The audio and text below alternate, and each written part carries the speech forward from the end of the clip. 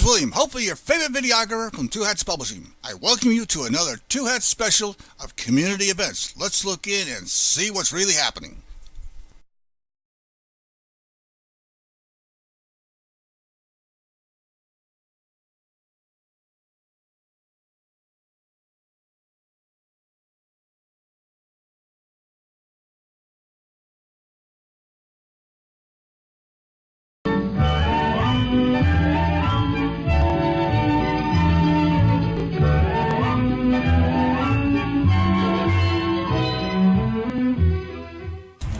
And welcome to Lambda Weekly. I'm Dave Taffet, and I'm here in the studio with Lerone Landis and the late Patti Fink. And we have some guests lined up for the rest of the month. We don't have a guest today, so we're just going to talk a little bit of news.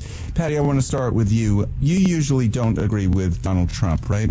Correct. Okay, yes. So as far as you're concerned, Puerto Rico's not an island? I've always understood it to be an island. Well, see, Lerone, she's agreeing with Donald Trump now, because he did tell us it's an island this week. I know, in a big ocean. It's surrounded by water? Yeah. I mean, I've been there before. You know, I've been there before a number of times. Now, and I've always driven to Puerto Rico. You what? I've always driven to Puerto Rico. Have you really? Have you? Yeah. So, on the highway, he's asking. Josh is asking how. So Patti all of a sudden is a Trump apologist and supporter. So I guess you think he's done the best job possible for Puerto Rico too, huh? No, actually. Oh, okay. So now she's disagreeing. So is Puerto Rico an island or not? It's an island. You know, you can't get there you can't just drive your truck down there. I know you probably think you could. I think you can. I think you were probably at Key West. Oh, I thought that was you Puerto didn't know Rico. Where you were. Oh, I thought it was Puerto Rico. Is it surrounded by water? Key West? Yeah. Except for the road. That's where you were then. Oh, okay. Okay. I get confused. You were so happy in Key West, you forgot that, it's not Puerto Rico. It's not Puerto Rico. Okay. Not at all. So has he done a great job? Because everybody's telling him that he has. I mean, he even had to cut a golf game short this week. And say so. Say that it's, that I'm doing a great job. He's just an inhumane little insert expletive here. You know, on Saturday Night Live, Michael Che had the best comment. He said, "You did it for white people twice last month. Just do the same thing." Because the federal government's response, I mean, is it going to be perfect? Is it ever going to be, just, nice and smooth and it starts raining and here's all the support? No, I mean, it's a disaster. But he got aid to where it was needed pretty quickly. Don't you think it's crazy, though, that the whole waiving of the Jones Act to me was just so egregious. He waived it. The Jones Act says that goods shipped from American ports must two other American ports must travel on American ships, and so supplies from the United States to Puerto Rico, they have to pay this outrageous. I mean, it's one of the reasons they're bankrupt is they have to pay this outrageous, basically surcharge for living on Puerto Rico. And that's through the Jones Act. And President Trump waived it for Irma and Harvey, for Texas and Florida. But he said, my shipping buddies are really making a lot of money. They don't want me to waive the Jones Act for Puerto Rico. So I don't think I will. And so with all those goods sent out on the ships, I mean, this is basically what we say. Here are these people who are going to be the recipients of this stuff. Well, but Patti, Puerto Rico owes Wall Street money. This isn't. I know it's mixed up in there too. He said that in one of his tweets. Judging them like I don't know whether they need help or not because they have such a big debt. And can't they just help themselves a little bit?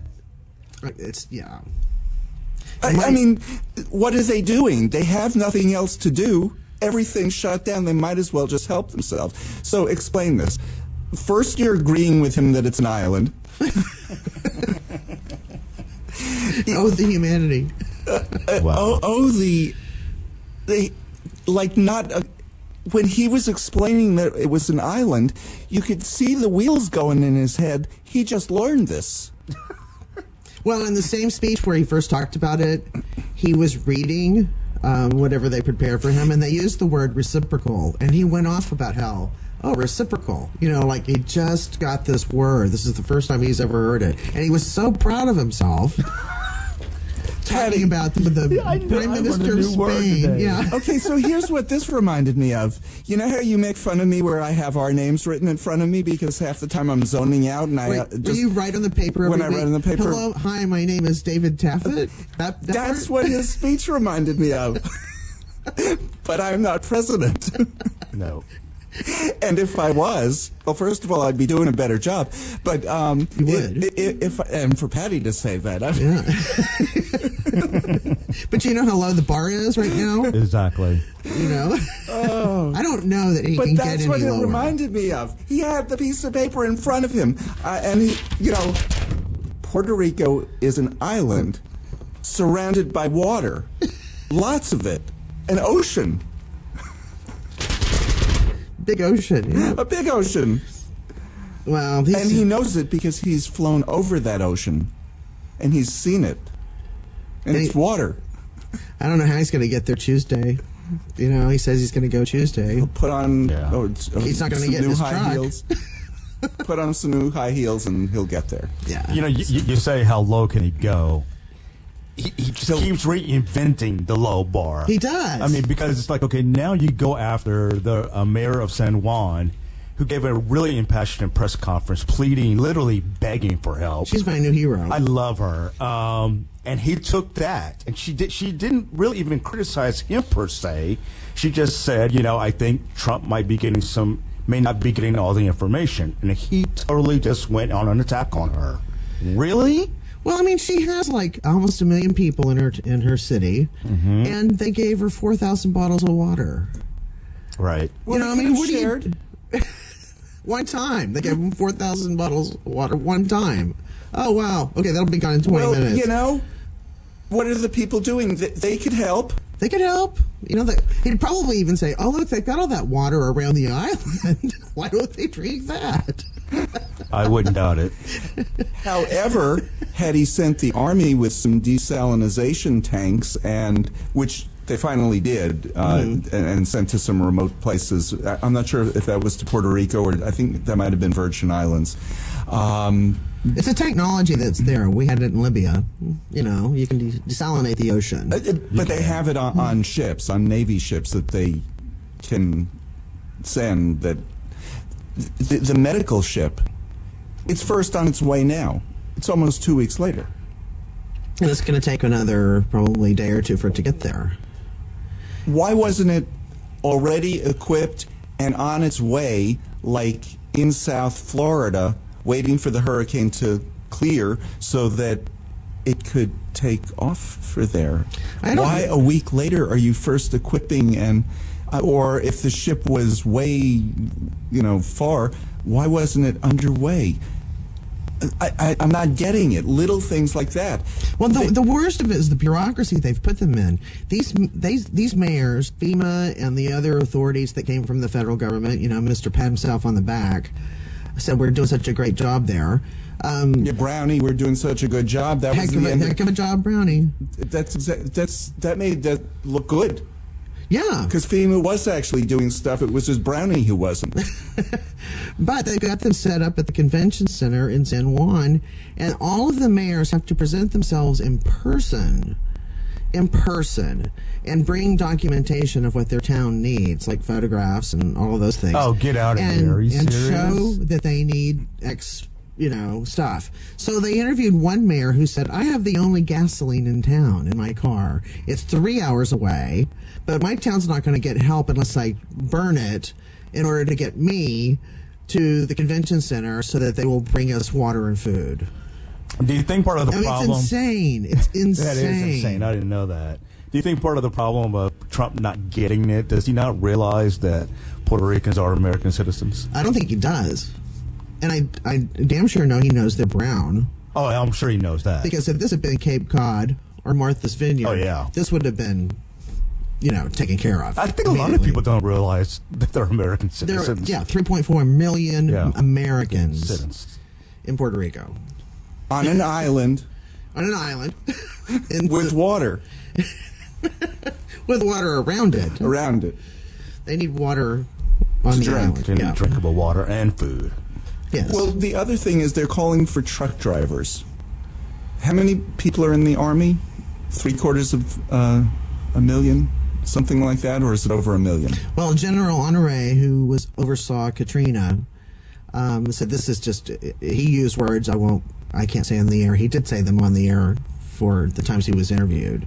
It starts with the first word starts with a B and the other word starts with an S. And he's like, this is crazy. It's funny you bring that up. Danny and I were talking about that interview. They played on 2 different stations, and they didn't bleep it out. Exactly. So we were wondering, and this isn't the first time. I don't know if you saw the interview that Anderson Cooper did with Hillary Clinton about a week or 2 ago, with her book coming out. He said the S word, too, and he didn't bleep it out. So is the S word okay on regular TV now? They just pay for Pay for the fine. They pay the fine? Oh, is that it? Huh. Okay. It's a $500 fine, so if you're willing to pay for it.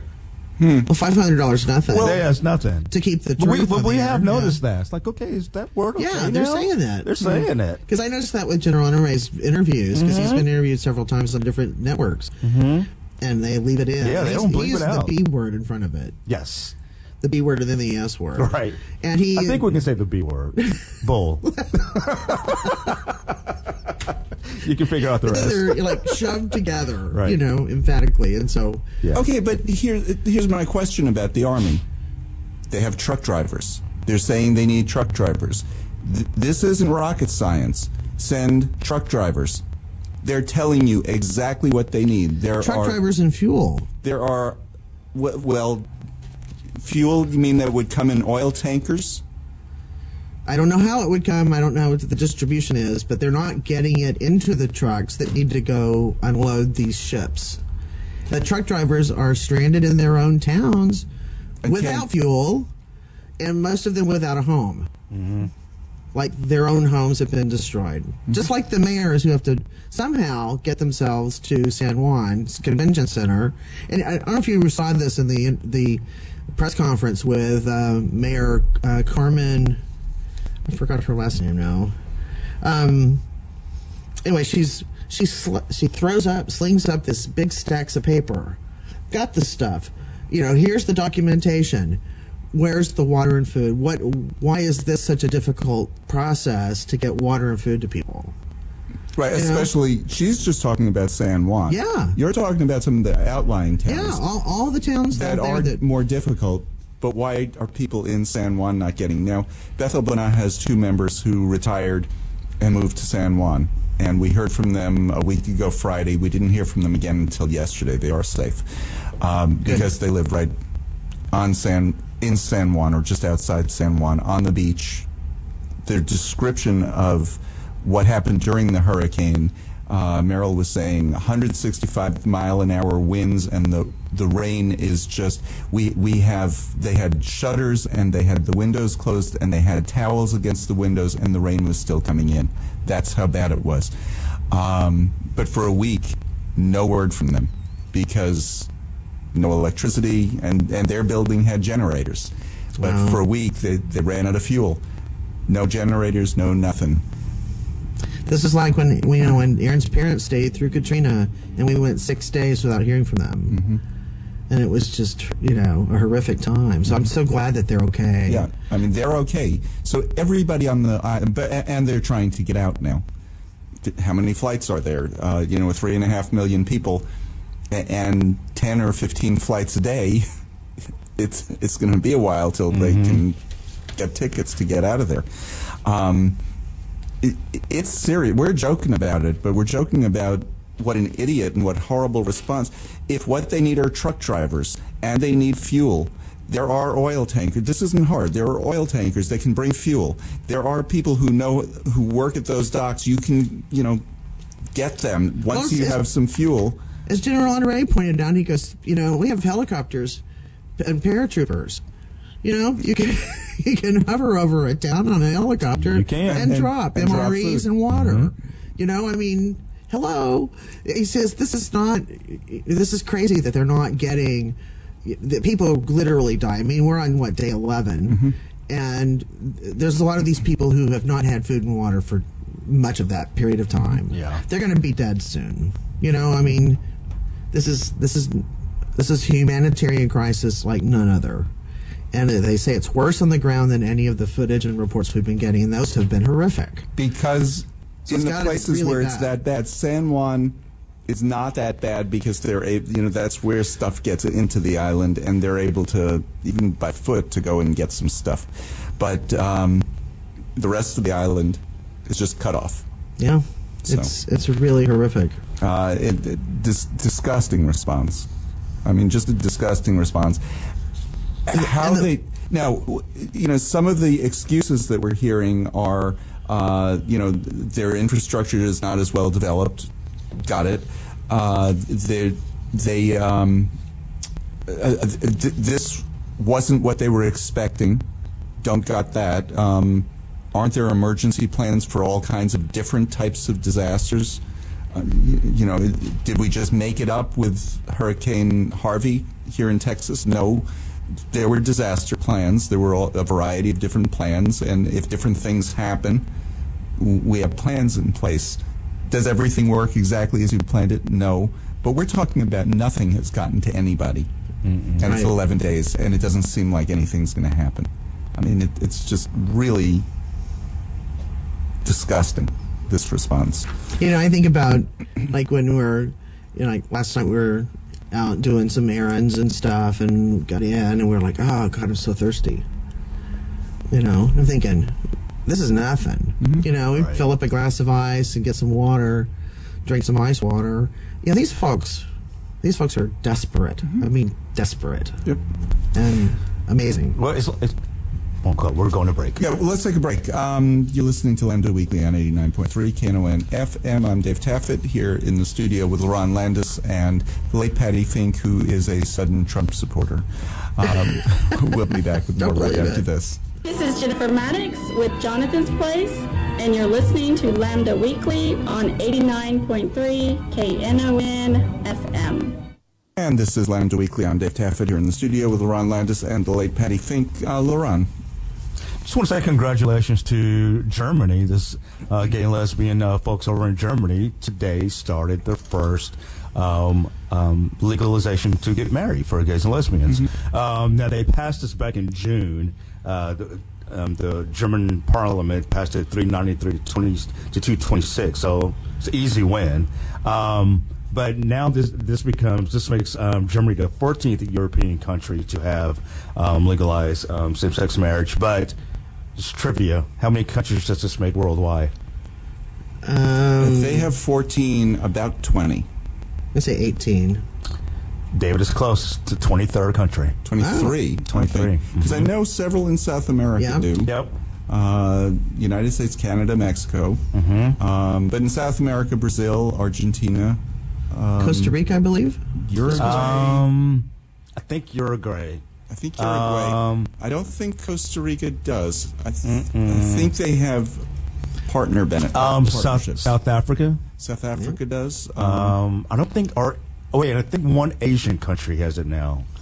Well, two Asian countries recognize because of their comedy laws, Israel and Japan. So they recognize marriages that are performed elsewhere. I didn't know that about Japan. Oh, interesting. Yeah. What's interesting is Australia does not have marriage. Well, they're having a really tough time. Yeah. And there's a lot of Australians who are celebrities who are very known here in America. They're over there fighting for that. So that's interesting. Another plus in Germany's column of progressivism is that they're one of the few countries in the world, besides, I believe, Nepal and I believe the state of Washington, or is it Oregon, that has a third gender. So it's a non-binary gender system. And it's probably still in California. Yes. Yeah. Yes.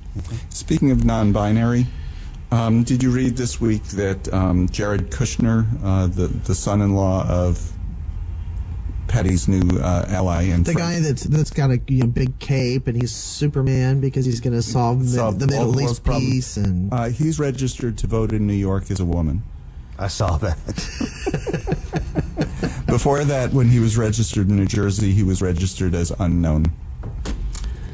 Well, interesting. Uh-huh. Not that there was anything wrong with that. Yeah, I pointed that out.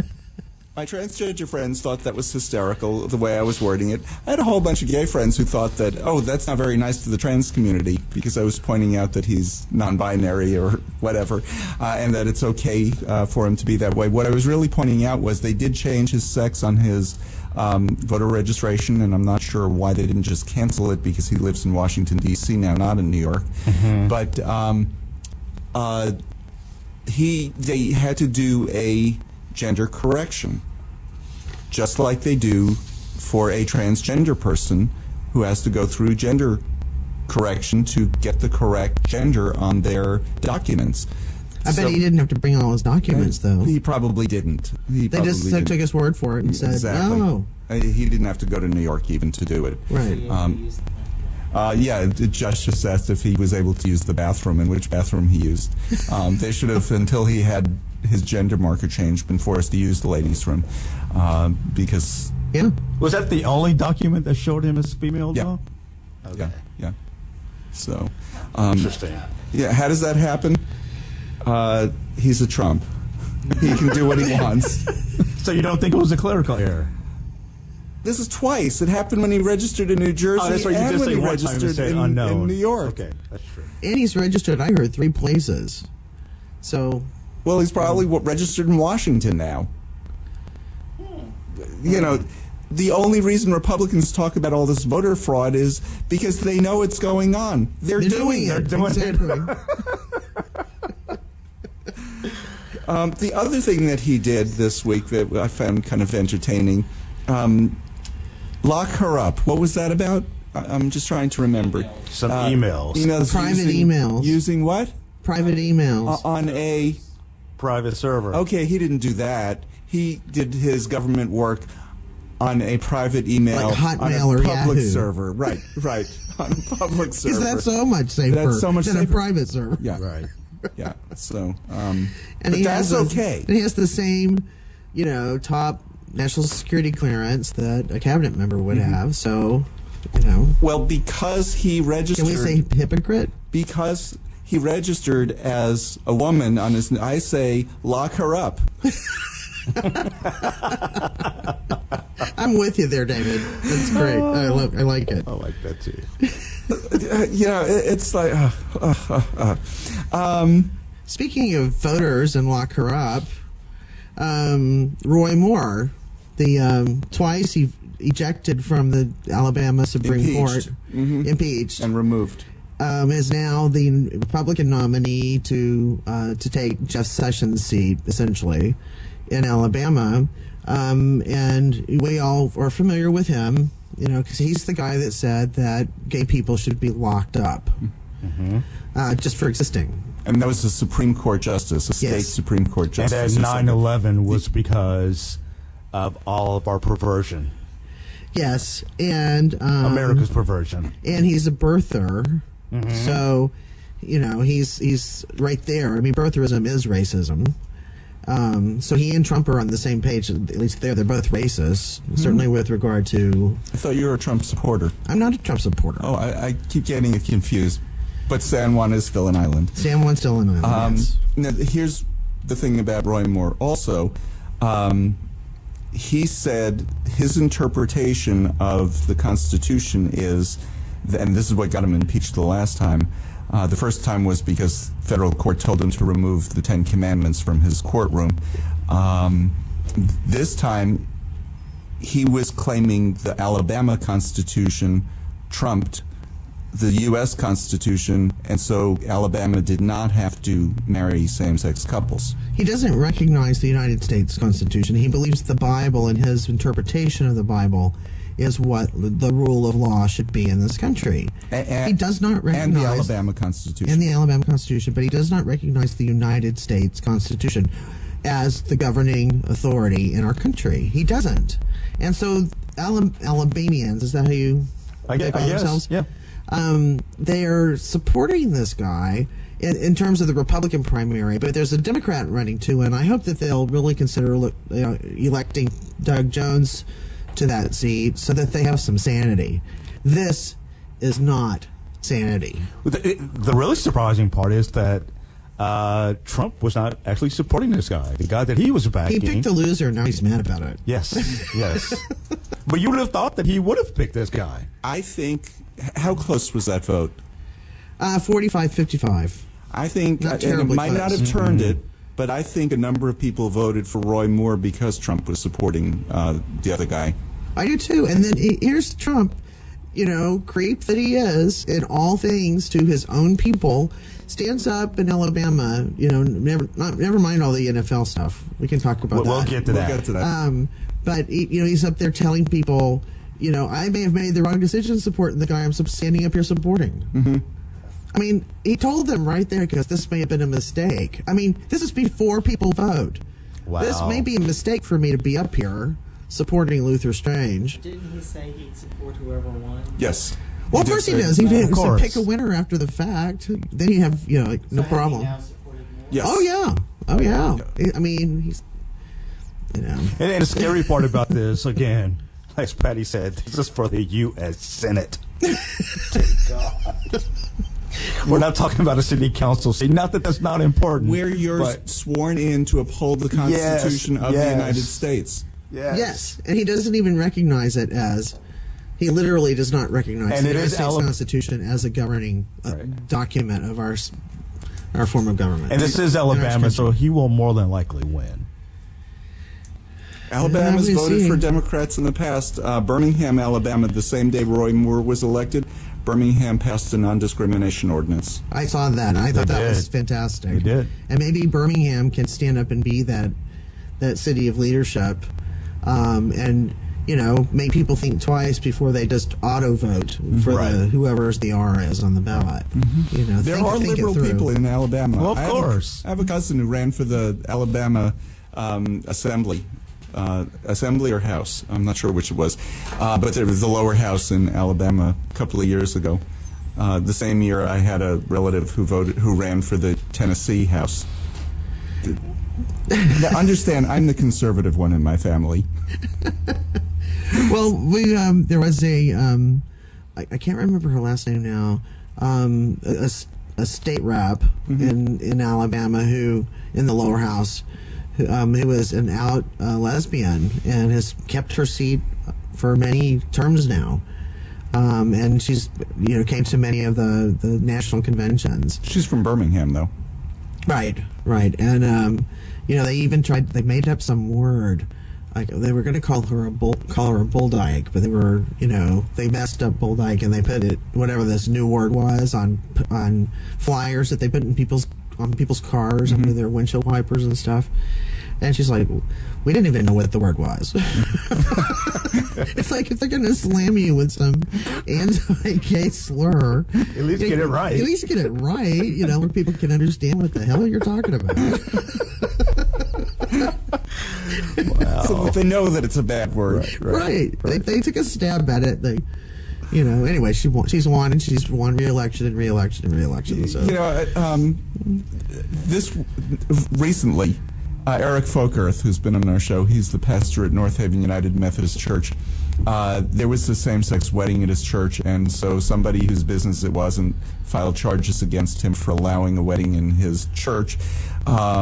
It was resolved. Filed United Methodist charges. United Methodist charges, yeah.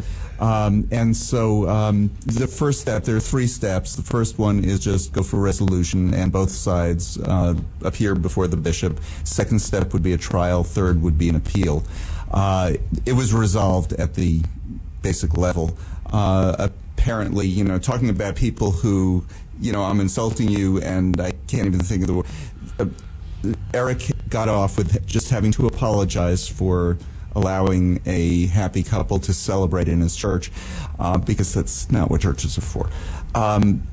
But from what I've heard, he apologized, but basically the reason it got resolved the way it did was because the person who brought the charges didn't know what he was talking about. So it was one of those. But I'm glad that got resolved because big ally in the community. And Yeah, he's going to be the recipient of the Kukling Award coming right up. Awesome. Wiki Aaron just texted me. It's Patricia Todd. So, State Rep Patricia Todd in Alabama. So, thank you, Wiki Aaron. She has all kinds of information, let me tell you. That's good. Earlier this year, we had, he's been on our show several times, Dr. John Carlo, a.k.a. Dr. Dreamy, according to Josh. He is kind of Dr. Dreamy. He is kind of Dr. Dreamy.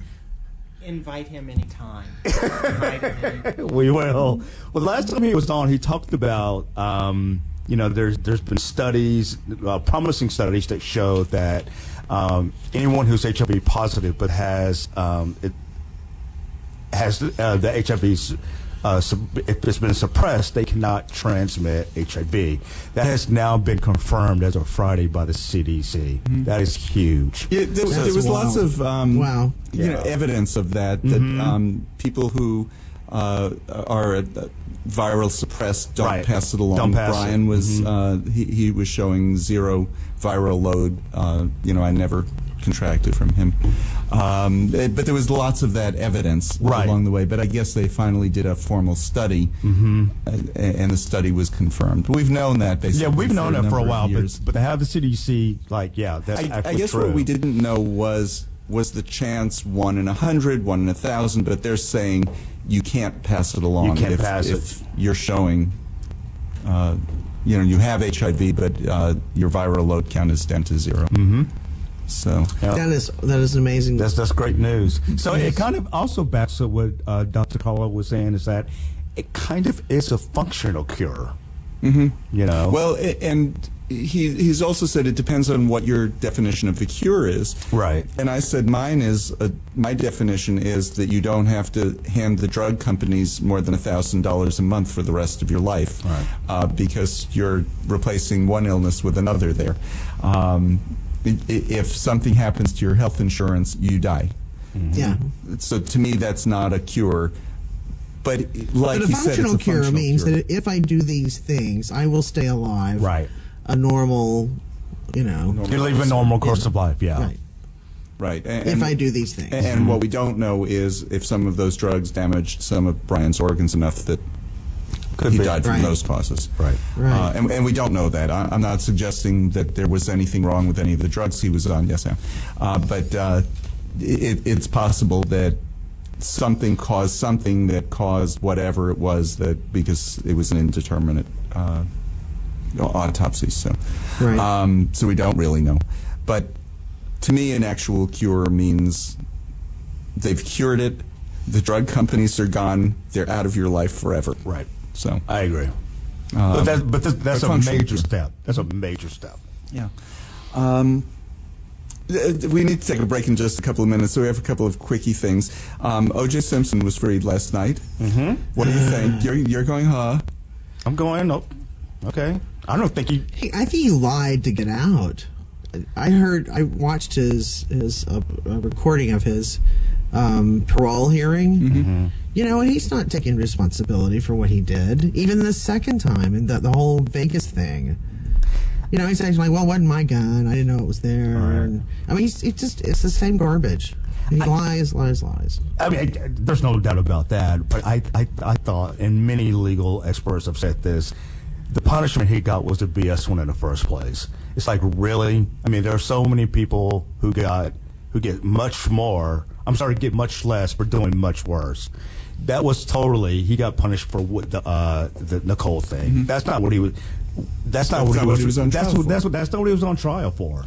I mean, but it was within the sentencing range. It was, but I mean, it was a little overboard. It wasn't an illegal sentence whatsoever. No, absolutely not. Absolutely not. But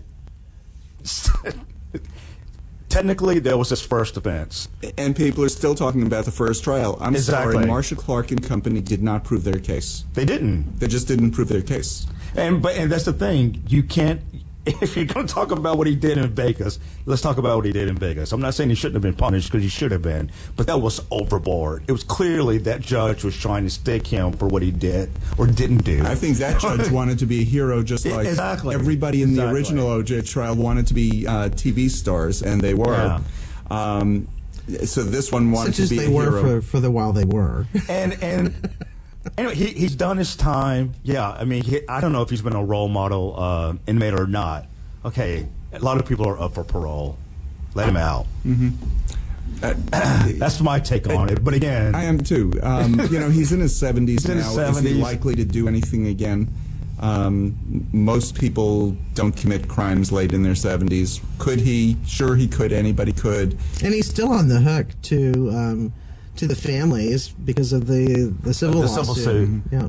Which, unfortunately, and sure it's unfortunately, because I do think he's guilty of that, they will never see a dime of. Right, and they haven't seen. They haven't seen. But he's still on the hook because if it comes through him, now they can't touch his NFL pension. They cannot. But they can touch if he writes a book. Right. That can be attached, anything like that. So, but again, they still might see going on what he was supposedly only jailed for, and that's what happened in Vegas. Okay, he's done his time. Let him out. We have one more minute before break. Hugh Hefner died this week. Yeah. I'm just laughing if you could see the look on Patty's face. Pull up to the microphone, Patty. That's what happens when you start aligning yourself with Trump and agreeing that Puerto Rico's an island. God, he's such a sexist. I mean, anyone who does what he's done in his life. And I'm not saying it's, he went through the whole pornography stuff and all of that. But I just have very little respect for anybody who exploits women in the way. And he made a living and he got rich. He got women. mega rich off of it. They asked him a question about that before he died a couple of years ago about was he supposedly exploiting women. And I kind of liked his answer. He was a mixed bag for me also. I'm with you there, Patty. But he says something, I'm paraphrasing here, that, we'd be lying if everybody wasn't sexually exploited, men included. There was an audience for it, and so that's what he did. But I don't know. So he made a buck off the backs of women. That's what he did. He did. And just because other people do it, and other people have been exploited, doesn't make it right for him. And reason I even included him, he was actually one of the early proponents for equal rights for gays and lesbians.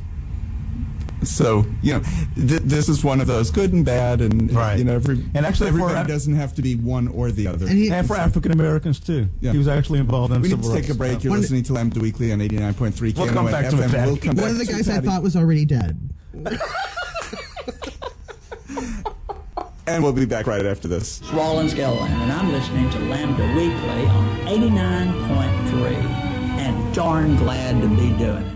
And welcome back to Lambda Weekly. I'm Dave Taffet here in the studio with Lerone Landis and Trump supporter Patti Fink. The NFL. I'm not. We're nonpartisan here on the air. That's okay. You can tell how nonpartisan we are. Absolutely. The NFL. So last week, this couple of years long. Let's start. Last week, while Puerto Rico was starving and had no electricity, no power, okay. He went to Alabama. Yeah. So Trump decided to tweet about something that was way more important, and that is to criticize some NFL athletes who decided to kneel during the national anthem. But he did it first in the speech in Alabama on behalf of Luther Strange. Exactly. Who lost. So Trump supported a loser. Mm-hmm. And during that speech, he said that NFL players should be fired. Yeah. If they take a knee. So again, this kneeling thing. I want him to do this with the NBA because, like Michael Che pointed out on Saturday Night Live last night, the NBA is 130% black.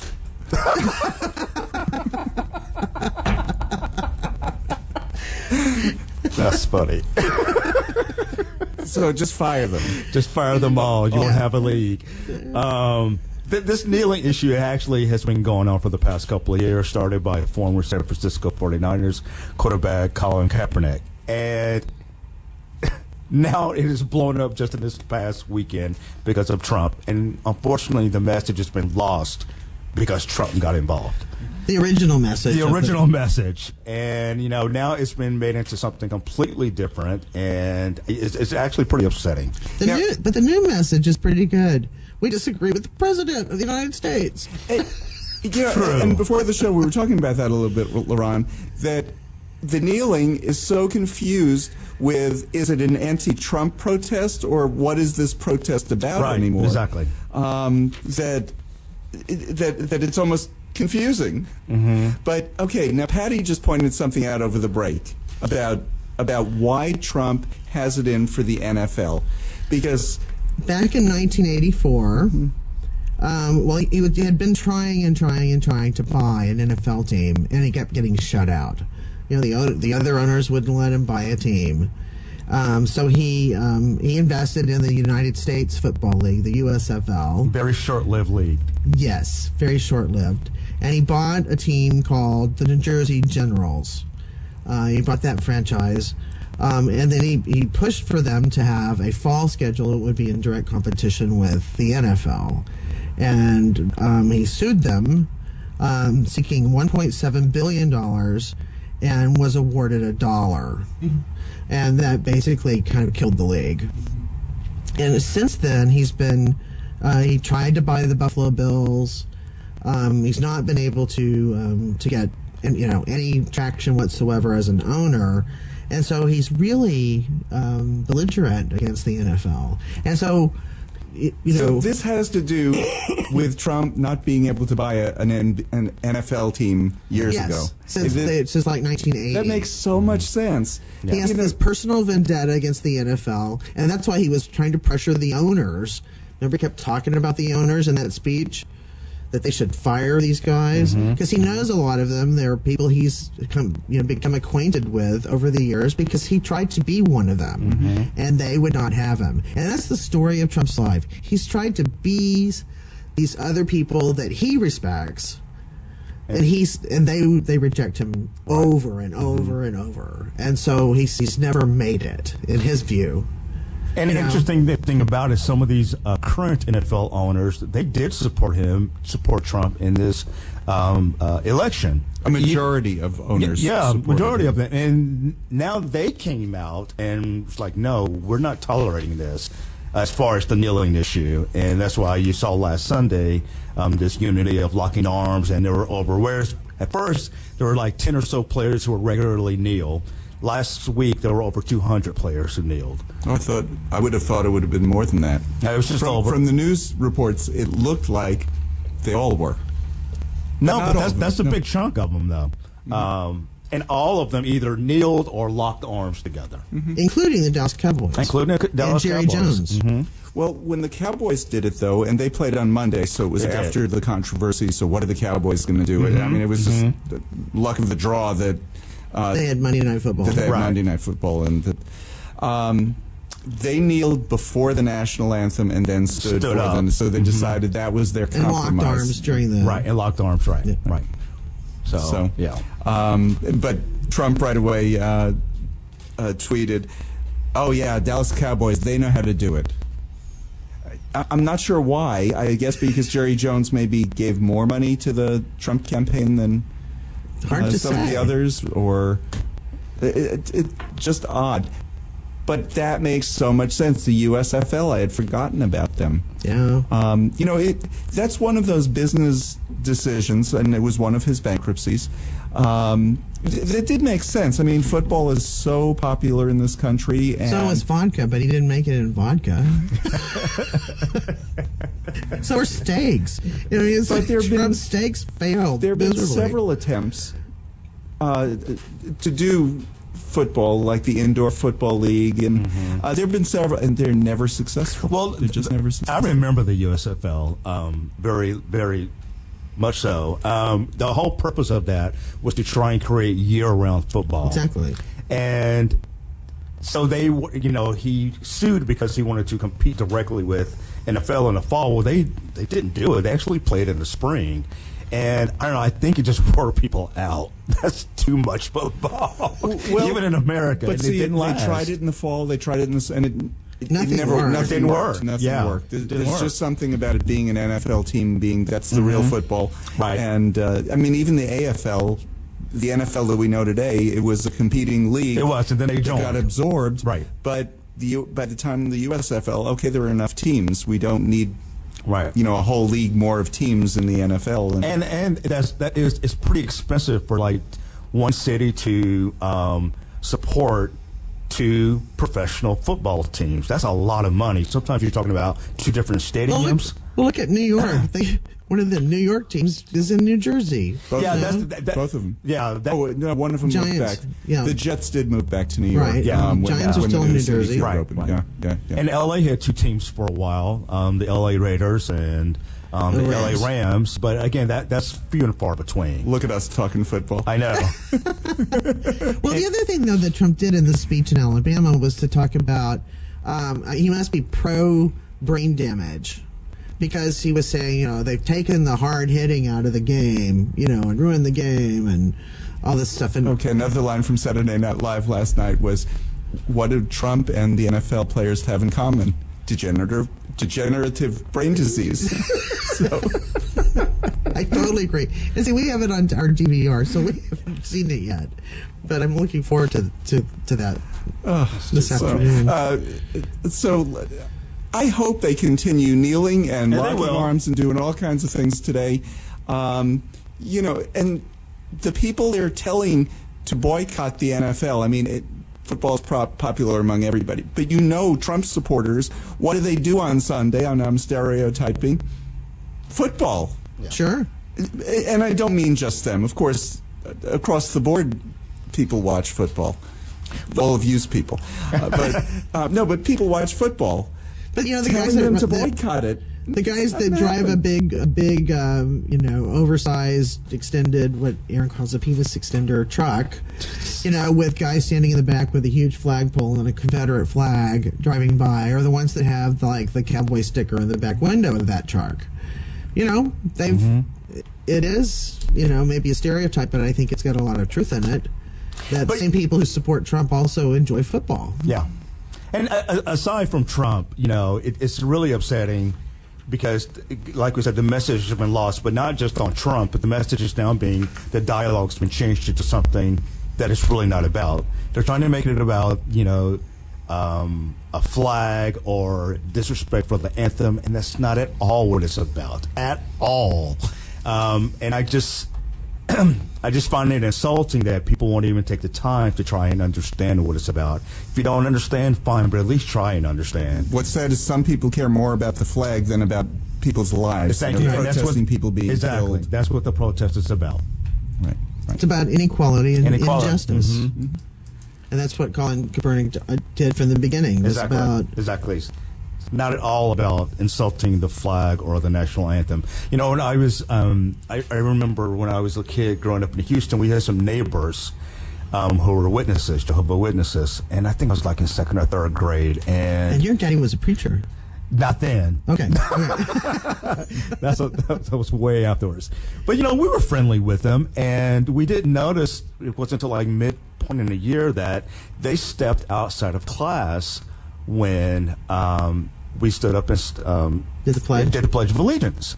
And so me and my brother found it kind of odd. So we asked, and they said, and forgive me for if there's any witnesses listening if I'm butchering how this is phrased, the proper way to phrase it, but it was something to the point of, according to their religion, they're only allowed to worship Jehovah, nothing else. A flag. You can't pledge allegiance to anything other than. Exactly. And you know what our response was? Okay. And went on about our business. I know. And we went on about our business. And you lived. And we lived. And we talked to our parents about it, and they said, that's their choice. They have a right to do that. Okay. And we went on about our business. I don't understand what the big deal is or what the big problem is of somebody not. It's not a law. Right. That's why in all things when someone takes an oath, so to speak, of office across the country, whether it's city council member or president of the United States. They say the language is I swear or affirm. And what they're supposed to do is choose. But everybody says I swear or affirm. It's like they say both. But Right. But that's to allow the affirm is to say I affirm that I will uphold the Constitution. They don't have to swear Swearing because has some kind of a religious there's a lot of connotation religious sects that do not allow you Exactly. to swear You don't. anything, any kind of oath whatsoever. You See, know? good thing we don't have that because Josh is swearing. Okay, so there's a court case that the Trump administration is involved in, and so is Lambda Legal. According to the Trump administration, and this is a quote, employers under Title VII are permitted to consider employees out-of-work sexual conduct in deciding whether or not to fire them. Oh, that's insane. Lambda Can Legal we count his? The Trump? Right. I would. I sure Lambda would. Legal argued and I think this is an interesting argument, but this is how he put it. If having sex with a man is okay for a woman, it has to be okay for a man too. Go Lambda Legal, yes. I like that argument. I don't know if they're in a court where that's a winning argument, but we'll see. Isn't that frightening that the government would be arguing? Because look at the wording. Under Title VII, employers are permitted to consider employees out-of-work sexual conduct. So if a woman gets pregnant, she's not married, you're fired. If I see that woman flirting, if I see her wearing something that I think is... It's just daddy state. This is just more daddy state. This Daddy's going to make all the decisions, and everybody else is subordinate to daddy. Yeah, this is what the Republicans so want. far This is what beyond. they do. So far beyond just gay and lesbian issues, though. Oh, yeah. Everybody It's should about, feel frightened and feel threatened by that, because it also means, oh, Patty, you're married to a man. I'm going to fire you for that. I don't like that, and I can take that into consideration. Sure. So, Or, lots of people they have could gay say, employers. some employer, some, right-wing guy who's, in the daddy state point of view could say, well, I don't approve of your husband. So, therefore, you are fired, woman. Right, that's sexual conduct. They're just saying, and I read that and wrote It's it such carefully, garbage. that employers are permitted to consider employees out of work sexual conduct. It said nothing about gay or lesbian. They were just, I can consider your sexual conduct out of work. And it doesn't even have to be sexual conduct. It's implied sexual conduct for women, for men as well. Well, for gay men especially. It's implied. If I know you're gay, Lerone, I know what you're doing. Yeah. I mean, they don't have to be present. They don't even have to say there was any sexual activity. They just imply that there was, and therefore there was. I mean, it's garbage at every point about their whole mindset. I thought this was already a settled issue. I thought it was too, and I think that legally. I think Well, Title it was- VII is going to be proven in court. I think we're going to win that argument, but the pain and the crap, the starts with a B, starts with an S, is happening all over again in Right. court with these guys, these yokels. They're Okay, now I have to get this in. The big news this week also in Congress is they're working on tax reform, and Patty loves talking about taxes. Patty, go. I see we're almost here at the end of the show. We are. And I don't normally Almost a minute talk about taxes, much less New York taxes. And so we'll let David handle the tax. You Well- can handle the taxes. This is a middle-class tax cut. No, right? it's not. And so the percentage rate is going up by 2% for the lowest. That's the tax. That's the tax hike. cut. That's the tax cut that the lowest rate is going up. Right. Not getting it, but whatever. We are about out of time. Brandy Marsky is our guest next week. We had a confusion about which date, and we'll see her next week. Have some good guests coming up in the next couple of weeks, and have a good week. We'll see you next week. This is William, hopefully your favorite videographer from Two Hats Publishing. I hope you enjoyed this video. If you like it, please leave comments below, or like, follow, or subscribe to us and get notices of all our videos. We love it, even when you call.